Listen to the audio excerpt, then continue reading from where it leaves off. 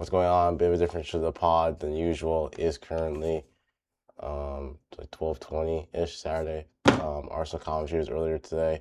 We record our Premier League predictions this past Tuesday on the 18th. However, I was trying to get this episode out this Friday before the Arsenal commentary game, but during the recording, it turns out Frank's audio was recording my audio, so I did work with the audio while editing, and then I can't get it out on time. So hopefully this will come out today on the Saturday if I get everything done, or at the latest Sunday. So yeah, just to let you know, we record the predictions before the Premier League started. And also, the audio might start choppy at different points of the video. I can only do so much in post. So, yeah, straight into the video. All right, word ready? All right, three, two, one. Welcome back to Sky Report. This is the video we've all been waiting for. Premier League predictions, 26-27. So much to go through. This has probably been the most anticipated video on the pod so far. I think we're ready. Are you ready? I am 100% ready. There will be differing views. There will be interesting takes. Definitely hot takes. There will be an interesting review at the end of the season, definitely. Oh, 100%. 100% it'll be an interesting review at the end of the season. Because I'm going to tell you this. I'm going 100% accuracy. I'm spoiling the whole season. All right. I don't know you got, but I know I'm spoiling the whole season. So Fair enough. I think I don't know, before we get into predictions, I guess you say any opening remarks about the Prem opening up this Friday. I can't wait. I know the first game is going to be so boring. The anticipation is going to be there. Away. Okay, fair. But it's going to be nothing special, I don't think. I think the Arsenal game will be the most boring game of all time, but it will be talked about as if the Premier League has been won on game week 1. I agree with you. I wish the opening game. I hope it's Arsenal commentary. I wish it's commentary at home. But I really, because I feel like commentary first game back in the Prem, maybe something happens. But Arsenal home the commentary, I think Arsenal might put like 5 or 6 past them. But anyways, let's get into the predictions. So we're gonna start off with our top 6 Premier League finishers. So start off with 6th place. In 6th place, I have Aston Villa in 6th place. Where you I think you go with yours. Go with yours first. I think we should go like position by position. Like you say yours, I say, then we go. Yeah. So in 6th place, I have Aston Villa. Okay. 6th place, I'm gonna go with Chelsea. Oh, you got Chelsea in 6th. Yeah. I'll start off with myself with Aston Villa. I think the way they recruit in the window's been all right. I think Van Zombie's been a good signing. I think João Gomez has been a good signing. Unai Emery, class manager. Villa seem to be like establishing themselves as like a team that can challenge the traditional Big Six over the last couple of seasons. European football, Champions League football, again, I think that will take a toll on them a little bit. But I do expect them to be in amongst the UCL places. But I think I just have them just missing out just because I don't think they have the depth and quality in the squad. They go that far. But Chelsea in 6, I think. What makes you say that? Well, I'm saying Chelsea 6 because number 1, they're definitely in a transition period. Not only with the manager, but possibly also with the ownership. There is calls for Todd Bowley maybe looking into selling the club already, or selling a stake in the club already. I think the amount of players that they just have men. That's it. They have men with cardio, possibly with the loss of Enzo Fernandez. There's not that structural leadership there that they would need. Kind of the one thing that'll carry over from last season to this season to give them that continuity, they're going to be missing out, definitely, if Enzo Fernandez does leave to Manchester City. I would say their attack is completely lackluster. There's not really anything to look out for. Sure, you could say Cole Palmer had a rest. He had a fluke season last season, but there's really nothing to indicate that anything will be different this season at all. Sure, he's had a rest, but I don't really see. I mean, he's still going to be a player. Like, do I think he's going to score 10, 15 goals this season? Yes, definitely. But will he be able to carry Chelsea all by himself? Definitely not.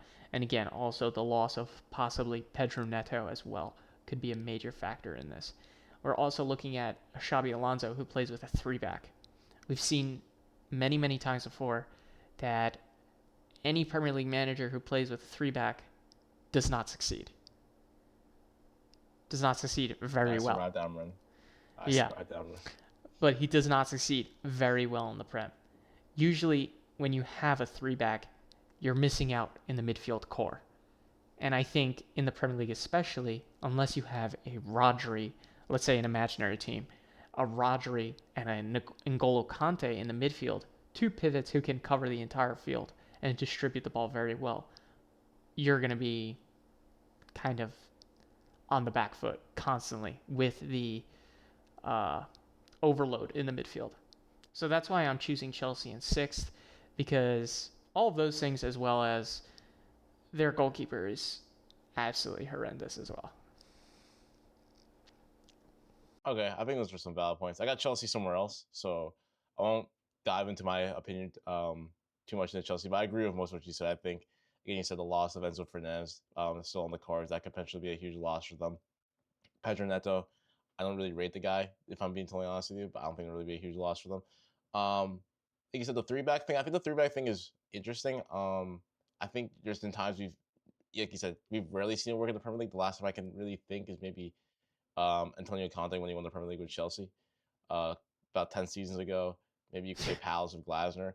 But like you said, Xabi Alonso is still a relatively novice manager. I know he did well at Leverkusen. I think the way he performed at Real Madrid, he wasn't great, but I also think there's external issues that also ultimately undermined his tenure there. And um, like I said, I don't want to say too much about Chelsea because I'd rather talk to them when I get to them further up in my prediction. But yeah, I think you made some very good points there.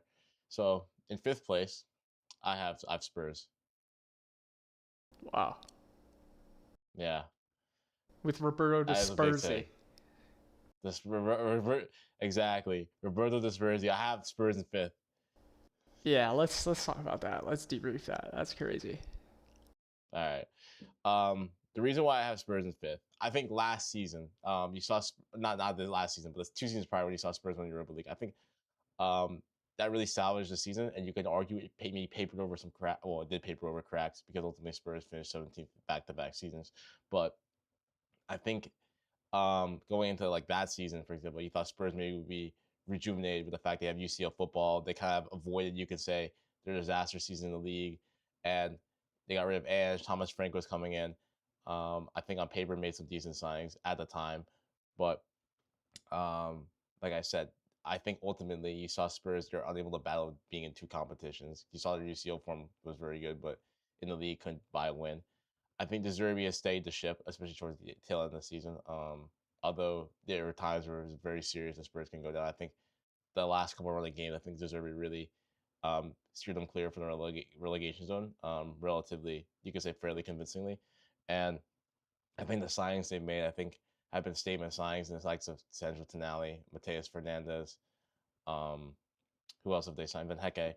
Um, I think they've reinforced in the right areas. The only question I have with Spurs is maybe up top. I think they do lack firepower. I think, sure, James Madison will be back this season after he was out for an extended period of time, but are you going to be relying on Richarlison? I know Solanke's a good player, but questions about his fitness. The wingers, Tell, is he really someone you can rely upon? And yeah, I think with Spurs, like, there's a lot of potential there. De Zerbi, I like him as a manager. Um, Romero is a huge loss for them. That would be, I don't know if Ben Hecke can fill his boots. Same thing with Senesi, they also brought in. And I think with Spurs playing one game a week, we saw it with United last season. Um, I think they're going to be in amongst the top five. I have them just squeezing into the top five, just because I do question the lack of firepower up top, and then the absence of Romero at the back, who I do think, despite his, you can say his rashness in terms of his red card reputation, I do think he is an important player for Spurs. Fair enough. Fair enough. I mean, I do disagree in some areas. I think Roberto De Spursy is not really. I mean, he's Italian, but I have to say, I don't think he's one of the top managers. I think it's gonna take this season, and I think the next season they can challenge for the top six. I think this season will be completely rebuilding, understanding uh, De Zerbi's. I keep trying to say Disperses. De Zerbi's tactics and understanding his style of play. Like kind of like how we saw the first season, I would say, of Ten Hag after that chaos season of Ole Gunnar Solskjaer. Um, my fifth, I would say, is going to be Aston Villa. Not really. Kind of going with what you said. Just a decent club, decent manager. I don't see them doing any wrong. Mm, yeah.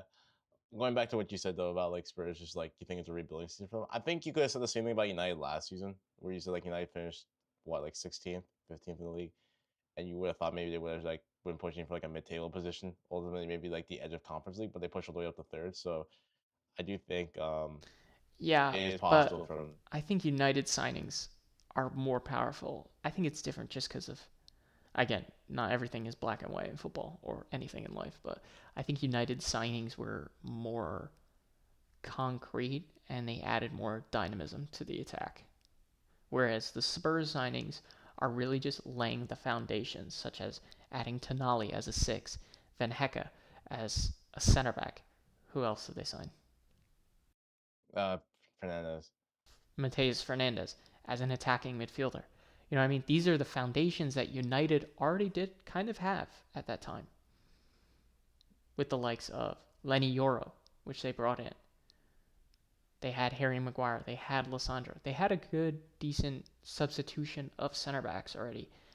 And then they also had a very decent midfield, and it also didn't hurt that they had a player who had the most assists in the Premier League that season and broke the record.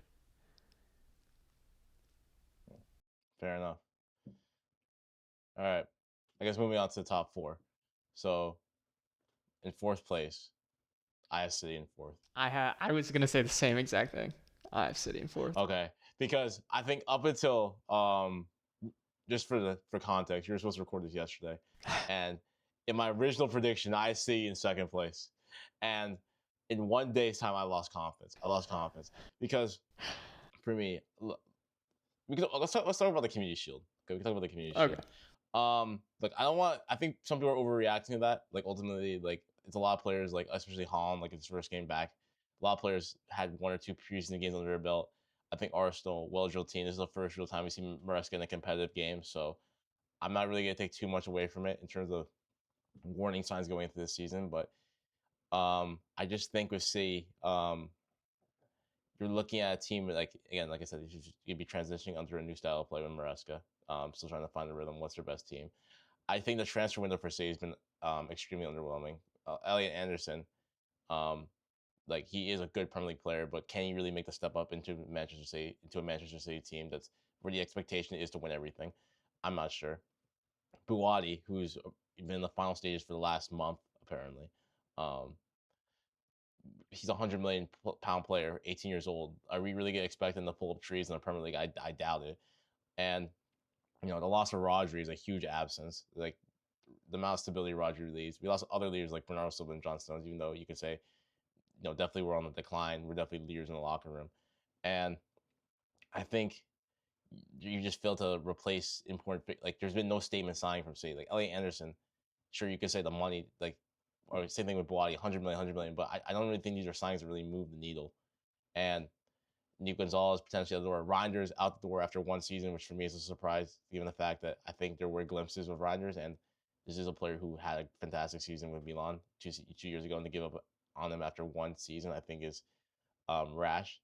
There's other issues that I think it's like, for example, like Marmouche. Um, I don't know what his role is in the team. Like for me, he was a panic buy at the time, and still I don't really know like his best position doesn't exist in the team. Other players who are still at the club, like why is Mateo's Kovacic still part of the squad in 2026? Like this guy has been missing for a whole year, came back with a hair transplant out of nowhere. Jack Grealish, we thought this guy was gone as well. Thank you for the treble, but your servers are no longer needed here. You can go back to drinking in a pub somewhere. We don't need you. Rico Lewis, sure, you got rid of the afro. We dyed your hair, right? You got married. Congratulations. But again, you're simply not good enough. You are still pretty much a 16-year-old. You still have the build of a 16-year-old child at like 20 years old, 21 years old. Um, these are just things I'm extremely disappointed with in terms of the window. Savino has apparently been supposed to be out the door, but he's still at the club. And like I said, I don't really know. With City, like I still think we need a right winger as well because Doku's out for a certain number of weeks. I think Semenyo's best football comes off the right hand side, and just a prediction, like Semenyo is one of the most overrated players in the league. Like, we both agree on that, and I just think with City there's gonna be a lot of ups and downs, and especially in the Community Shield, where I think with City you look at the attack has always been something that's gonna be like inevitable with Holland and all that. I think the defense is questionable. Like I don't know, like Ruben Diaz, I think he's been on the decline for the last couple of seasons. Like Kusanov, Guardiola, Gahey, like these are all center backs who have a lot of potential. They could be good, but they do have moments in them. I think Guardiola's probably the most safest defender. And um, ultimately, we see I'm not extremely confident with the signings or the transition of the team. Just to put it lightly. I would have to agree. I mean, you do have one player who can probably move the ball pretty well, which I would say is remaining, which I would say is Nico Riley. Now, he's young. He might not have the experience yet, but I think Nico Riley is probably one of the saving graces of the team because I don't even know who you would have at right back. Is it Ait Nori? No, Mateus Nunes, which is another thing. I Yeah. don't understand why we haven't signed a right back because, again, another player who was massively overrated. Like Mateus Nunes had a great season, but we have to remember this guy's not a right back. He came to City to play as a midfielder, got converted into a right back. He's only good at right back for me just because he's athletic. He's not that great at anything else. So, and if he goes down, for example, our backup right back is Rico Lewis, who I just talked about, pretty much a dwarf. Yeah. Who has no physicality and has no pace, or Kusanov, who's clearly not a right back. Yeah, I think that there really can't be a title charge this season because City kind of just sold off all the depth that they had in the team. Like, you pretty much sold all of your starters, which when there was no replacement for them, which possibly it's because you need to balance the books because there has been a lot of spending, right? Semenyo was what, 100 million? So yeah, release clause was like what, like 60 million, something like that. 60 million, maybe with bonuses, 80 million, right? 70 million, right? There's been a lot of spending at City, and I'm not even bringing up past 115 stuff, but maybe it's FFP, right? You can't be spending money like crazy and trying to push for a Champions League or Premier League every single season. Maybe with this new manager, they're cautious with their spending, that they don't want to go all in on, a $500 million spending plan over 2 seasons because they want to see if this manager knows what he's doing, right? It's a departure of Pep. With United with David Moyes, did they? I mean, never mind. That's United. They spent like crazy, but I'm saying, you know what I mean? It's gonna be the same thing. It's I get not what you're going to saying. be the same City. Like you will never. I get what you're saying. Oh, sorry, I didn't mean to cut you off. You're good. It will never be the same, which is true. But the depth loss, like I think Haaland leaves next season. Being honest with you, if he sees that there is no step forward this season with the plan or anything going on, I think he's going to ask to leave 100%. You still have Phil Foden, who has been in a slump for 2 seasons, which you'll never be able to sell now because he will be completely undervalued. Semenyo, it was a panic buy. When you really get into the fine, sure, he scored 10 goals. What is it, 11 goals last season? 15. 15. Fine. That's okay, right? But it's not really that star winger that you need. Doku, I mean, don't have a fullback that's 25, below the age of 25, okay? Or else you're going to have problems. I don't even know what your midfield would be now at this point.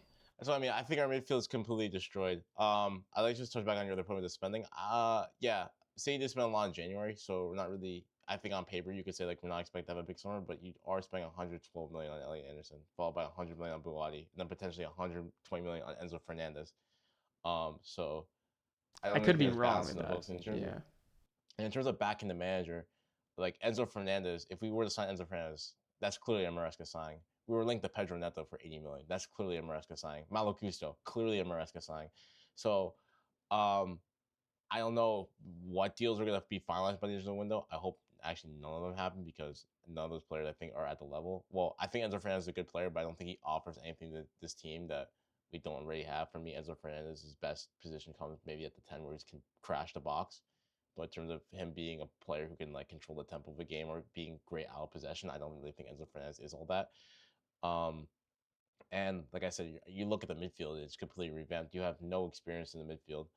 Um, I don't even know like what the you, midfield would be. that's what I mean. You look at it like your most experienced midfielder at the club is Phil Foden, Yeah. which is because let's say hypothetically in a world of a midfield of Anderson, let's say Buati's in this team, and what'd you say like would be maybe Riley in the midfield, Foden, Cherky. Foden's the only one who's been there and won something. So and even then Foden this season, out coming off two underwhelming seasons, this is a big year for him in terms of his reputation in the league, especially in the pecking order of this team. Yeah, and then also just to go with the defense, I mean, I don't even know. It's just the same defense from last year. You know what I mean? And Yeah. it worked. I mean, it worked. So I don't see it going bad now. I just think the main question is the midfield. I think there's the other thing to address is like I think Them there's also like a doing split. 4 different competitions: League Cup, FA Cup, Premier League, Champions League. Yeah, as I was saying, I don't think City can compete for the big two. I think again, the best City can hope for is maybe a cup run, and squeezing maybe making something of a run in the UCL. And one thing I was gonna just touch upon is I think another thing I guess you could say is Donnarumma Trafford. I think that one kind of splits opinion. Ultimately, I'm a believer Donnarumma is a better keeper than Trafford, but obviously James Trafford, young keeper with a lot of potential. But I think with Donnarumma, I still think there is a kind of a bit of a question mark in terms of his performances in big games. I think over the course of last season, great performance, but in the biggest moments for City, I did question him, and not much of a talking point you could say, but just something I think is of note. Just the fact that City did sell James Trafford for a big price of Leeds. So Thank God. all right, moving on to third place. I have Chelsea in third. Chelsea, Chelsea, Chelsea. Oh, Chelsea up did the Chelsea. did I know who's gonna be in second place?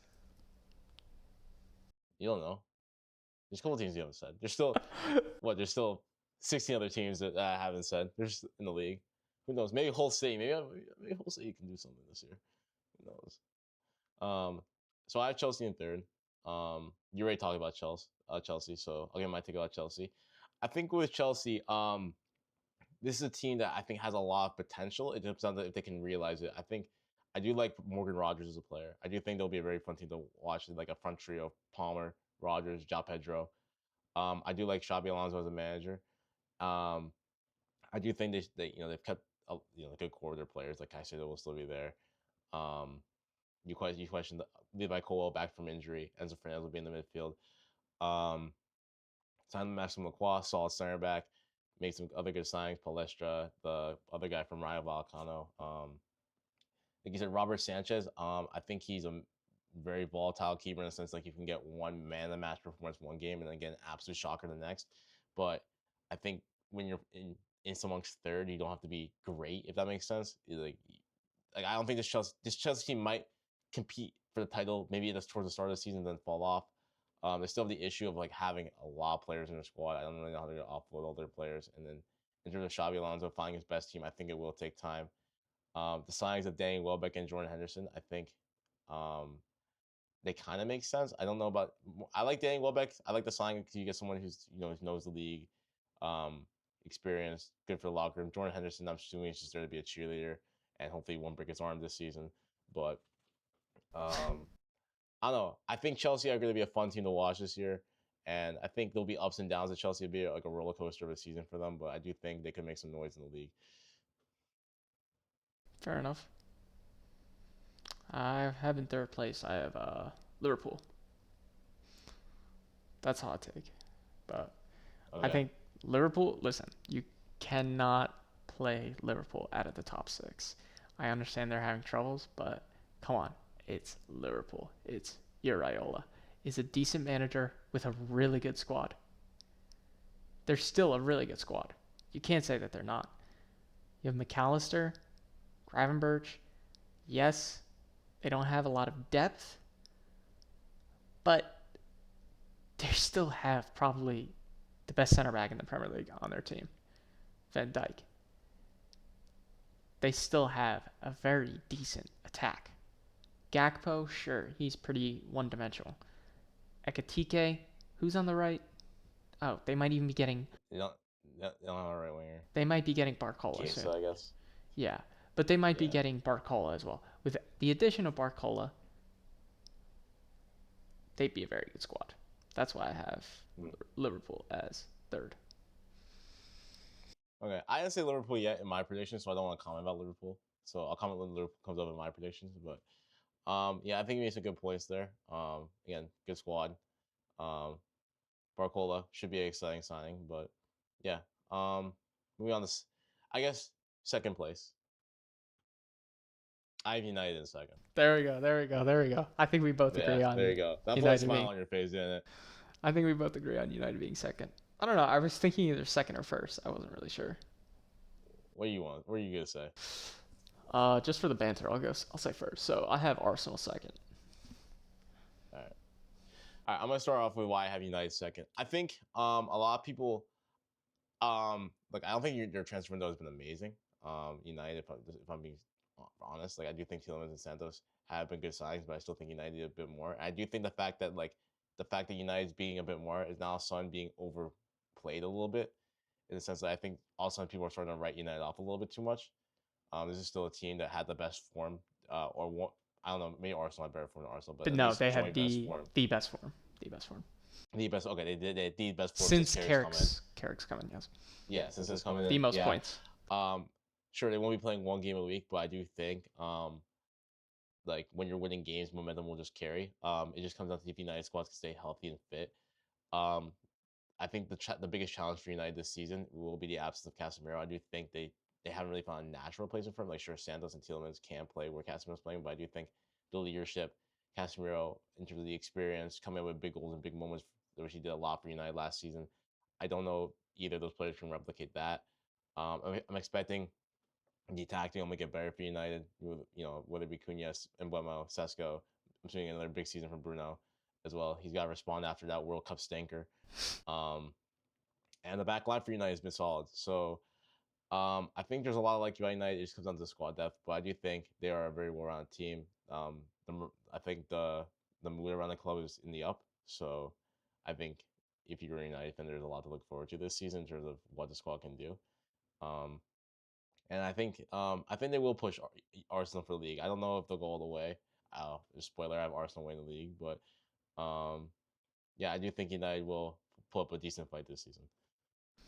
I have Arsenal second, mainly because number one, they have a super team, but number two, they've just never won the Premier League twice, and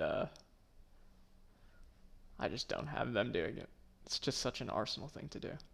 Like when I was like thinking about predictions, it was more like I've Arsenal win the league not because they're amazing. It's just because I think every other team has problems, and Arsenal are like the team with the least amount of problems, like the most stable club. Every other, like you could say, top. Actually, every other top six team has a new manager within at least the last 6 months. Okay, but if the Um, Prem starts cracking down on the corner stuff, I think that writes off a lot of Arsenal. See, but I don't think that's gonna happen. I haven't seen the rule change. Like we saw the rule changes during the World Cup. I don't think they've been implemented into the Premier League from what I've seen. Okay, So but it depends if the referees start getting advised to call it. That's the real that's issue. true. The Okay, rule we'll is see. there, but they were told not to call it last season. This season, with fans complaining, with possible pressure, we might see a rule change. Do I think there might be pressure that will lead to a rule or referees to start calling it? Probably not, in my opinion. But it might happen. No, I don't think. I think even without that, I think Arsenal will have enough. Like, sure, like those sleep will be out for an extended period of time. I think Declan Rice. I think this season there'll be some point where the minutes do catch up to Declan Rice. Like, well, he will be out for extended periods of time. I'm expecting a bounce back season from Saka. I do think in the glimpses we did see him in the World Cup. Yeah, I'm expecting a bounce back season from Saka. I just think all those And Arsenal. Oh, sorry. You keep going. yeah, no. I think the signing of Bruno Mars that is a staple signing. That is a statement signing. When you win the league, you go to Newcastle, swipe their best player off them, and reinforce your midfield. That's definitely a position that Arsenal have been crying out for. Someone who can play the six of Zubimendi, who again having Zubimendi as squad depth even is is a testament to how good their squad is. And like I said, ultimately, in the end of the day, Arsenal, I think, are the least problematic team in the U.S. and not the in the Premier League. Um, to so I think they can go all the way again. I think Fair they can go enough, back to back. but I think the player who really won them that title is Declan Rice, and he was fit, right? He was fit for Mm. every single game almost. He played 80 games last season. He had 3 weeks off. Do you think after 80 times 4, whatever that is, right? Let's say he's running 4 miles every game. Do you really think he'll be able to, his hamstrings will be able to keep up with that? I don't see Declan Rice playing a day after 32 because of what he did to himself last season. But I don't see it. Bukayo Saka as well. He played a lot of games. He is very injury prone. Very injury prone. As we can see from the limping when he gets off the field. Gyökeres, striker. I don't know. That's rough as well. Yeah, Left yeah. winger, No, I feel there's like there's no Gabriel Martinelli. I mean, he's okay, but is that really Nathan Tolzis. I don't know how to pronounce his name. to, Yeah, to defend your Premier League title? Martin Odegaard as well, the captain, who got benched a bunch of times last season, taken off after 30 minutes. Who else in the midfield next to Eze, Rice? yeah, Eze Marino. Okay, those two are demons. I can't say anything about that. That's what I mean. That's what um, I mean. Havertz as well, like he's just an okay player. The defense, Gabriel, depends if he gets called on fouls. He was their second top goal scorer. Yeah, that's what I mean. Depends on the refereeing how well the Yeah, season will go.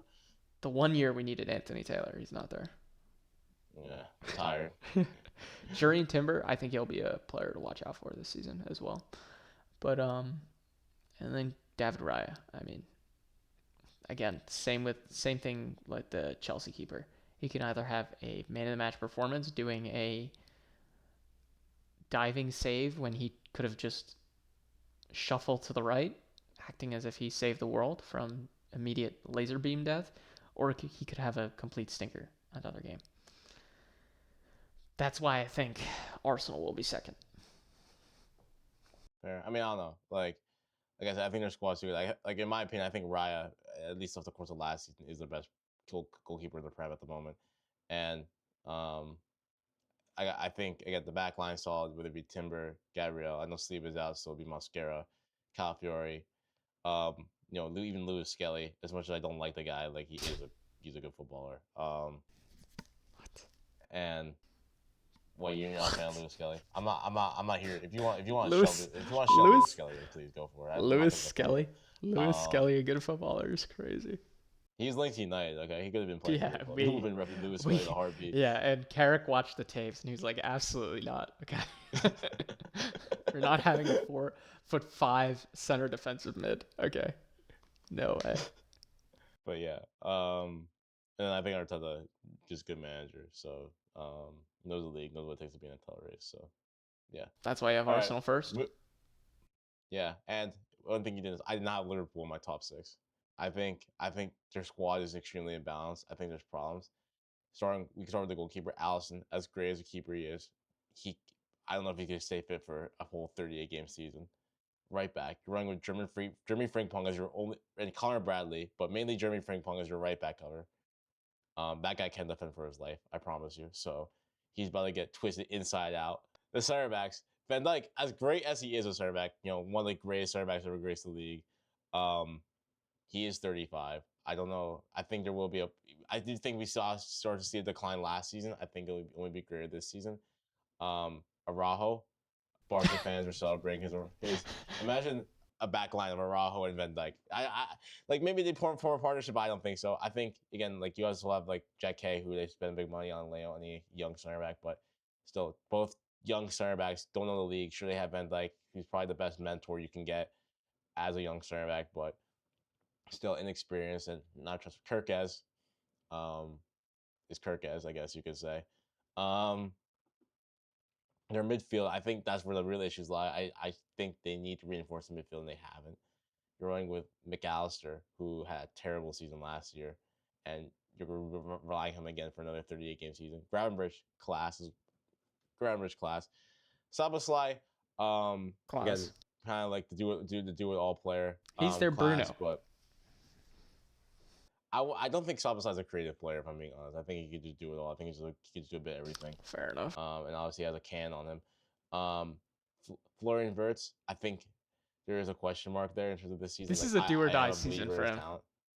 It is because I think he's going a bit under the radar because of like stuff going on. But remember, Liverpool just spent 130 million on him. Like you said, when you question where's the right winger, you're right. Where is the right winger? Like Barcola, best position, it comes off the left.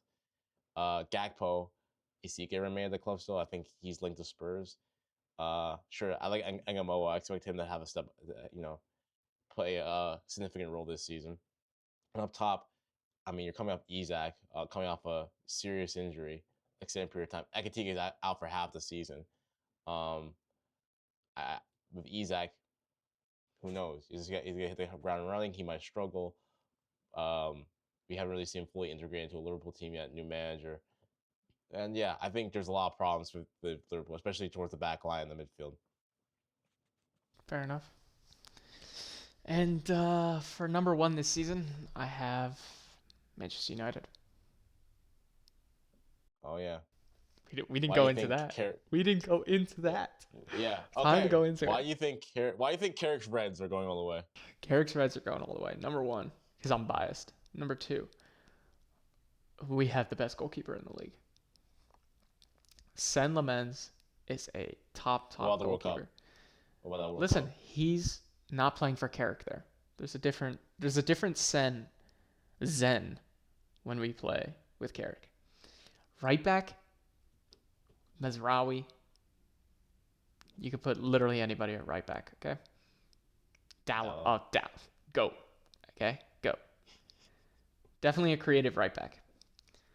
Center back, Euro, Heaven, Licha, Maguire. You say Evans? No. Euro, Heaven, Licha, Oh, Heaven. Oh, Maguire, Delict. Now, will he play? Probably not. We don't know why. We have not heard why. well, he's been injured. Yeah, sure. Injured for a whole year.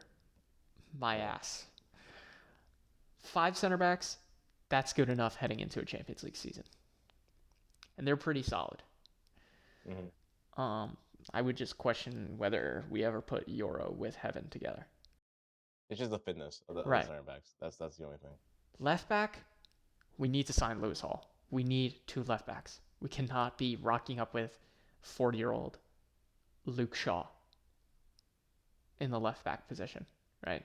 Sure, one of the center backs can, like Heaven or Euro, can rotate to the left back position, but we want to be keeping those center backs in the center back position, just as a rotation.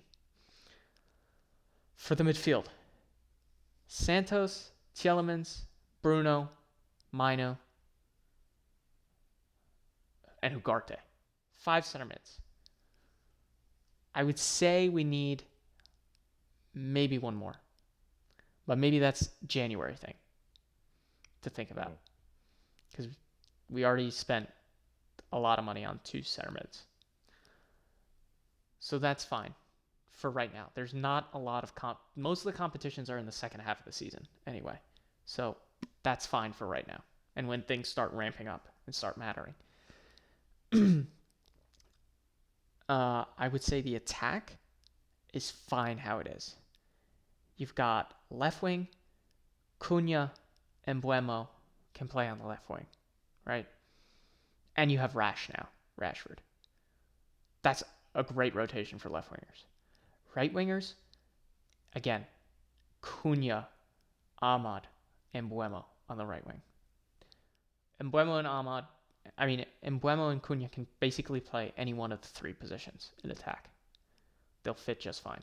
And in the striker position, Sesko, Embuemo, Cunha. Fine. What I'm saying now is a lot of people are counting United out because of the large amount of matches. I'm saying the first half of the season, there's not that many matches. It's basically a trial run for the second half of the season is where it really matters. And yeah, sure, it'll be nice to pick up points, But the second half of the season is where you really get tested, where the FA Cup comes into play, the Carabao Cup comes into play, Champions League comes into play, and the Prem starts heating up. Do I think that United will probably have to lose one of the cup competitions, like sacrifice them in order to focus on one of the other competitions? Yes. I think since it's their first season where they're really going to start trying to push for the title this season, they're going to have to sacrifice it because Arsenal has so much more depth to supplement in. But I still think United have enough depth to go for the Premier League. Do I think enough for the Champions League? No. I'm hoping for a quarterfinal or ambitiously a semifinal, right? That's really delusional. But do I think a Premier League could be in within reach? Yeah, I think so. I think depth, and again, this is with any team, fitness kills. Will they be fit enough? If not, there's no reason to even make this prediction. If they are fit, then yeah, I think this stands a pretty good chance. Yeah, I agree. I think the fixture congestion, I think that factor is being a bit overplayed. Um, like I said, Sir Alex used to say he doesn't check tables till March, so you just got to be in and around there. And if let's say United are like at least I'd say 7 points off the top, I would say they have a decent chance to actually go on and go all the way. We saw Arsenal, what I'm saying, it wasn't easy. They kind of hobbled over the line. I think City also kind of capitulated towards the end a little bit. So this Arsenal team aren't, let's say, serial winners in that sense. This is a team that isn't completely dominant. So yeah, I do think United will be Arsenal's main contender for the title this season. All right, I think moving to the other end of the table, relegated three. Who do you have going down? Uh, I don't know. I really don't give a shit. I said for me, I said 3 up, 3 down. I have Hull, Ipswich, Coventry. Fair enough. Yeah, I think Hull, Ipswich, like 20 and 19th. I think Coventry will try something. Yeah. I think they'll be the best of the three, but I don't think they'll. Yeah. I mean, I saw the sports bar take from Kunde. Like, I think where he said, like, I think Coventry can surprise people. I just don't think that. I think just Sunderland had a really good, solid team beforehand. And you need to be spending money, which they don't have the money. So, Yeah. Golden Boot, I don't think it's going to be Haaland this season. Oh, really? I have Haaland. For me, this is like the easiest one I can do. Haaland.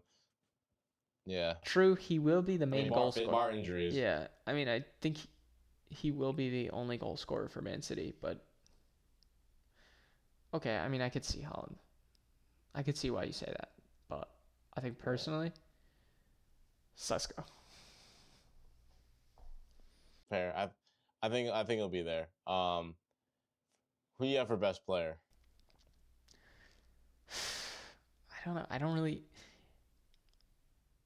I'm gonna have to go with the easy one. I guess you would say this. Like, how about I throw this? Like, if United win the league, right, it's most likely to be United players. Who would probably be the best player on the United team if they were to win the league? Bruno. I mean, he was the best player last season as well. So. My best player was done before I skewed my city prediction, so I have Turkey as my best player. Wow. Okay. Yeah, because I really like for me like the way Turkey plays, he's a maverick. Like he's willing just to get on the ball and do something. And I think given the chaos in this organization, the team, I think Turkey will just have the license to kind of just pick up the ball and do what he wants them.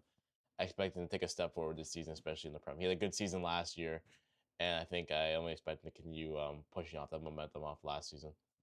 Fair enough. All right, best breakout young player. I'm gonna have to go with Marcus Rashford. Jesse Lingard. Best breakout young player. Oof. I'll give you mine. Okay, yeah, you can go first. This one I struggled with because I didn't really know how to define breakout young player because there's like, for example, like Engamoa, who's like someone I thought about. I feel like, but like I feel like Engamoa. Yeah, but I mean, I feel like he didn't make his name yet, so I feel like we. Yeah. Real Engamoa. I kind of you can go Engamoa. I went for a player kind of in the hype off the Super Cup, Aston Villa Majo. This guy is 17 years old. He's 6'5" at 17 years old. Built like he's literally Lukaku regen. I'm literally seeing like Lukaku comparisons. I think I also saw like Ollie Watkins linked to Al Hilal. So if Villa don't have a striker, it's gonna be probably him up top. I think he will get some minutes. He is 6'5". He's built for the Premier League. He was bodying PSG center backs. Like Marquinhos was being pushed down to the floor. Yeah. So I do think he's someone to keep an eye on. And I think he'll be, not say the best young player in the league, but I do think like he'll be the breakout star, you can say, Yeah. in the league. All And right. now we'll move on to the best transfers. Yeah, best transfers. Um, this one was hard because I couldn't. Like, I don't think I Are we talking about transfer. money signing transfer or value for money transfer? See, that's what I was struggling with. I for me, I have Morgan Rogers, but it doesn't really take that much of the price tag into account. I just kind of went for off who do I think there's a who move clubs be the most impactful for the team. And I have Morgan Rogers. I'm a big fan of his game. So Okay, I could see that one. Um, I guess I'll go for. I'll be a bit biased here, but best transfer value for money wise, I would say Yuri Tillmans. I think that was a solid signing for the price paid for him. yeah, I agree. If I was to pick value, I'd probably piggyback off you with Tielemans. Um, I had another one saying other players to watch out for. Sesko for me is on that list. I think Sesko will have a big year. I have United finishing second. I think I do Embuemo. think he'll be. You think he's had a good preseason so far. He's scored in every single game. Yeah. So that is a play. Another transfer I like, who I think Gonçalo Garcia to Fulham. Okay. I do think he's a player. He's been play. I had a good Club World Cup. I just think he hasn't been given the minutes at Madrid because he's never starting over Mbappe. I do think his cameos for Madrid last season have been good. Um, and for 40 million, I think his game is very suited towards the Premier League. Arbeloa is now the manager of Fulham, so it is someone he's worked with. And yeah, I'm liking his signing. And another one, I went James Trafford. I do think he will have a fantastic season for Leeds. Yo, put your hands off your face. Okay, don't even say. I know he's a goalkeeper, but I do have James Trafford there too. I do think he's a. Hey, say he won 2 cups last season. Who was the keeper for both of them? It's James Trafford. So Yeah, it's a layup. I mean, James Trafford's a layup. It's not a layup. It's Leeds. Yeah. They can go down. All right, moving on Biggest to flop maybe transfer. I think this is the I easiest one of all time. This is so easy. I do. Elliot Anderson to Manchester City for 116. How much is it? Just say the price. Some 116 million. Okay, thank you. Too much money for too little of a player. Now he could prove me wrong, right? He's a decent player. He's just an 8. What we saw in the World Cup was him moving the ball from left to right. Nothing through the channel. I saw nothing through the channel in the England games. It was just a guy who'd be able to pass the ball, which is crazy to me that a player like that can go for 116 million pounds. That's insane. But I understand the reason. Forest, that's their best player, I guess, and he's going to Manchester City, who have unlimited pockets. And Forest know that. So they're going to ask for the biggest price possible, which they got. And he's young as well. I can't even dispute that because I think there's a very good chance that does happen. But he's not my pick because I'm gonna back Elliot Anderson to have a good first season match to see. But I have 2 flop chances. One, if we're going off price tag. One, if we're going off just performance. If we're going off just strictly performance, I'm going Jordan Henderson. I feel like that's just kind of like Okay, yeah. a layup as well. But if we're gonna go off with some price tag, I went with Munoz, who signed for Liverpool, for I think it was like 46 million, coming from Osasuna. If I'm gonna be honest, I don't really know much about him, but from what I've seen clips of him in preseason, this guy is kind of a speed merchant, where he just kind of knocks the ball and runs, and I don't think he has Pedro, much tech to him from what. I think that might be the first ever regen of a player that is still playing. I'm comparing him to Pedro Neto. I can't compare it to Garnacho. I feel like it's kind of just Spanish Garnacho from what I've Really? seen. So, oh, actually, that's another one. Garnacho. Actually, no, I was switching up. Garnacho to Villa. I forgot about that. Garnacho to Villa. No, I forgot about that. How That much? is my flop. How much? How much? He's a loan signing. Okay, Loan. I think loan. loan. I don't know. If there's an obligation to buy, but yeah, Garnacho to Villa. Sorry, I completely forgot about that one. Yeah, back to back flop signing of the seasons. All right. Biggest flop player. So anyone in the league. Biggest flop player. I have two, and both these ones hurt me. Okay, you can go first. Oh My wait, I first one know it. is I know it. I know it. I know it. Say it. Say it. Say Phil Foden. it.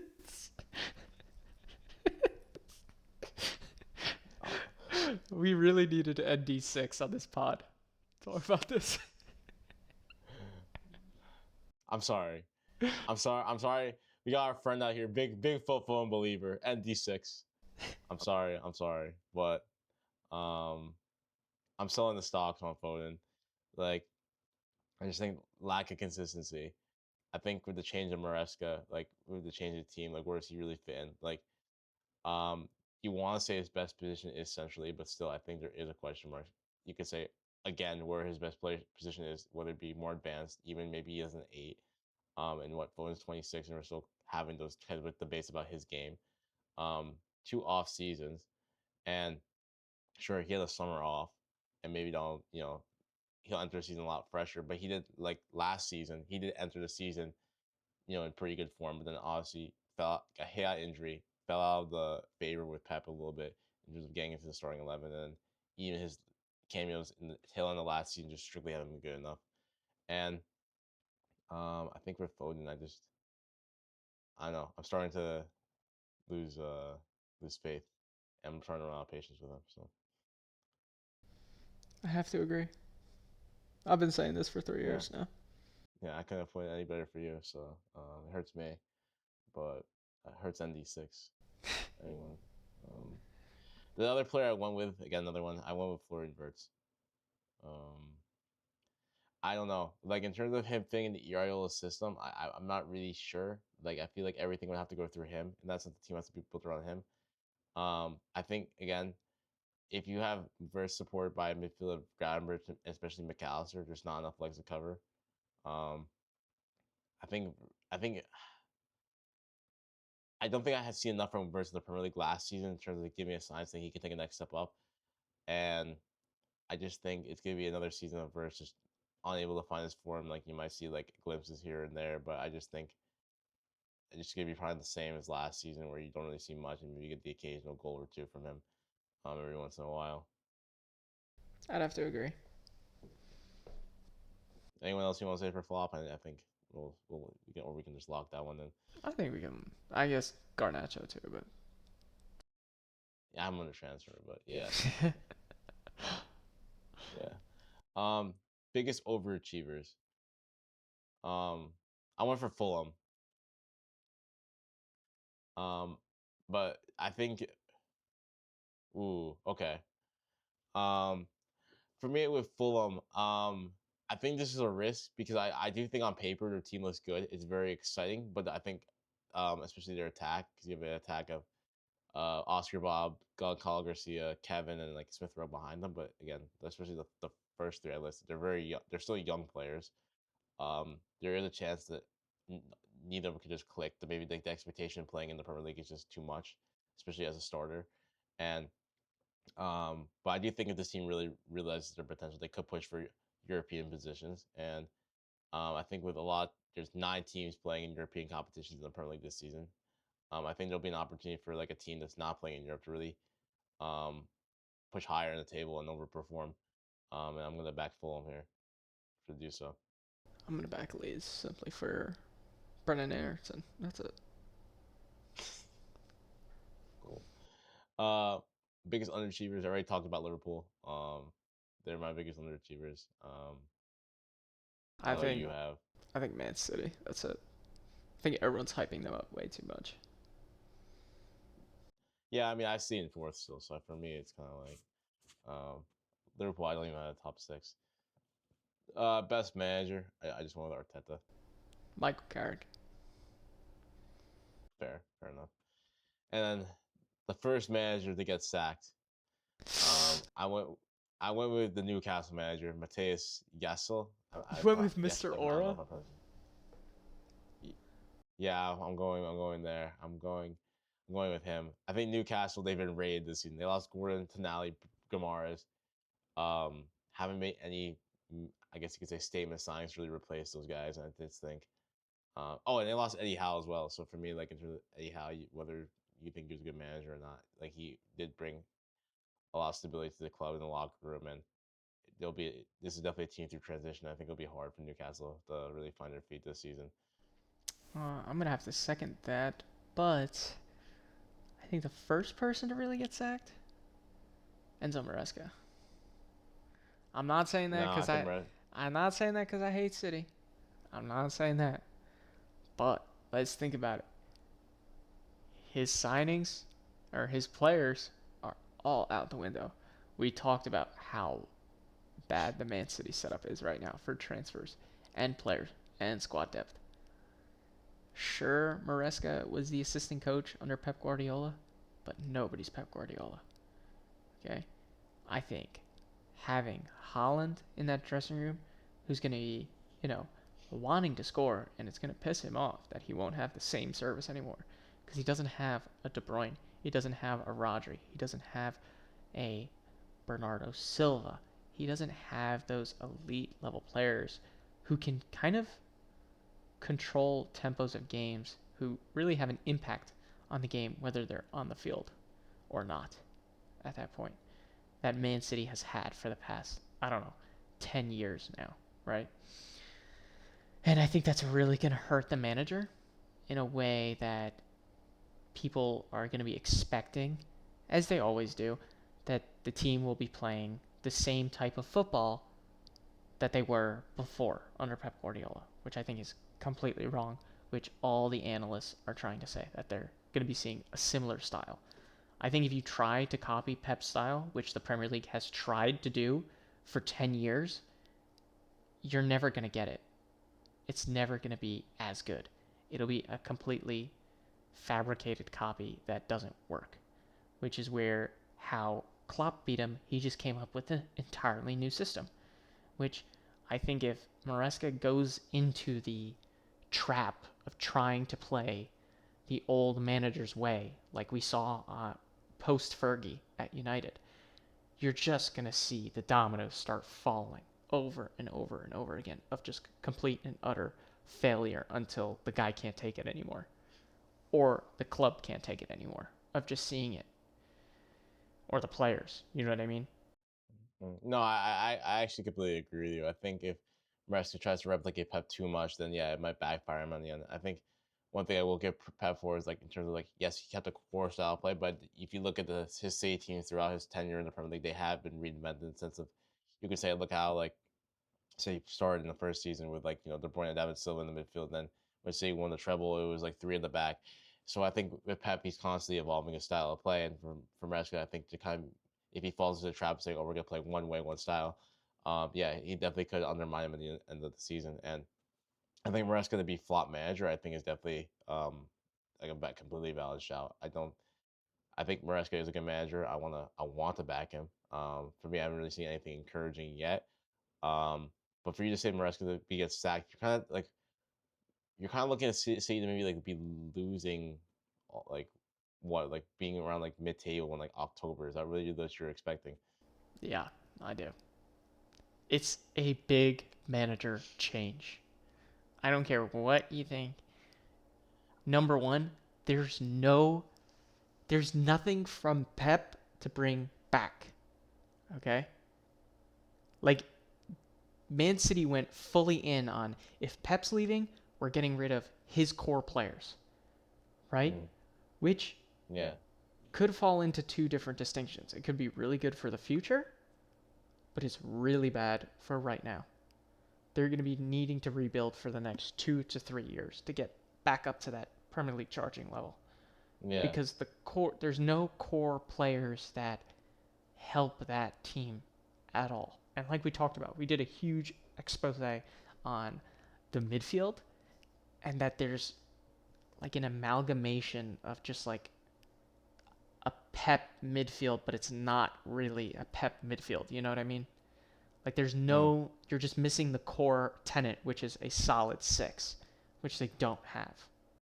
yeah. Like I said, like Rodgers obviously could be a huge loss, and then if they sign Dio Gonzalez as well, and Kovac is our only natural six going into next season, yeah, I'm extremely concerned.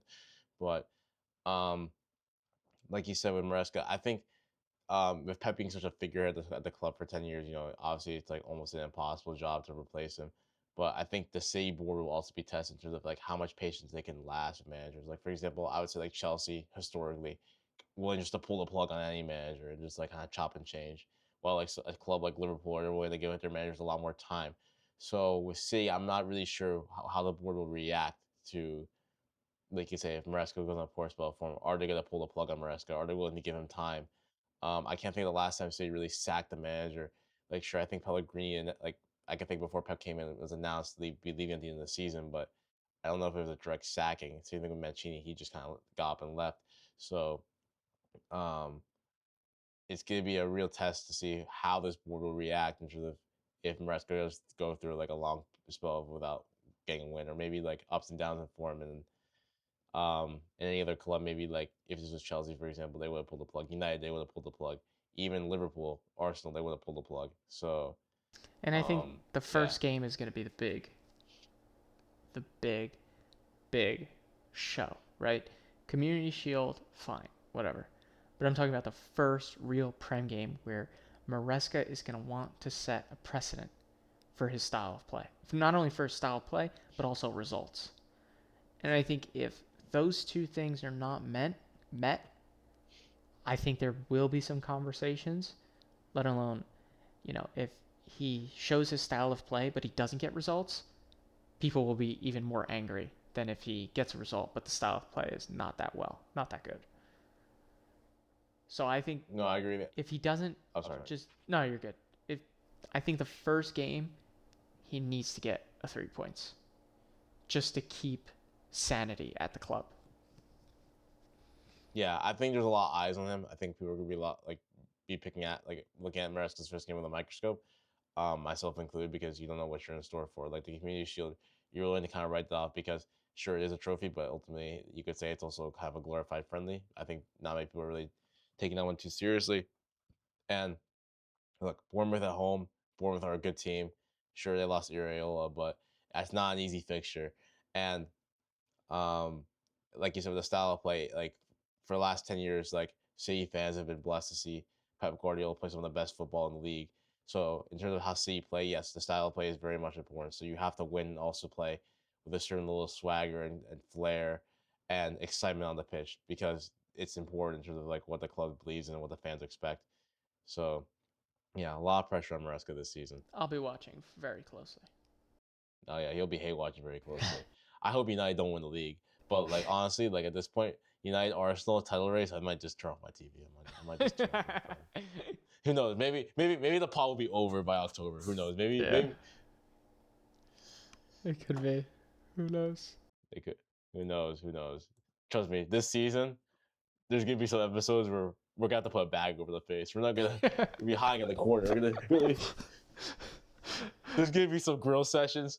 Yeah. If one of our teams gets battered 4-5-0, you just gotta sit there and just take it.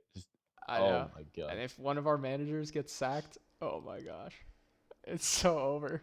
Has anybody seen Kirk? It's actually so over. Oh my god. I guess any other remarks you'd like to make about the league? Just excited for the new Prem season. Can't wait to watch it. I do have work that day, but we're gonna try to go in a little later. I call out work to watch Arsenal commentary. I have to. Crazy. I have to. Valid. We will be there. We will be there every single match week. Well, I don't know how often the pod this will be, but we'll be watching every single match week, covering everything, and hopefully at the end of the season, our predictions age very well. Like I said, I spoiled the entire season, so mine's already gonna be 100% for yourself. Maybe like 90 for you, because I feel like you did pretty well, but I think mine's gonna be 100. Fair enough. Um, yeah. Um, other than that, um, I'll leave it up to you. You got anything to say? I got nothing else to say. All right. Well, I guess this has been the Sky Report. This has been our Premier League predictions for the 26-27 season, and we'll see you in the next episode. Later. Bye.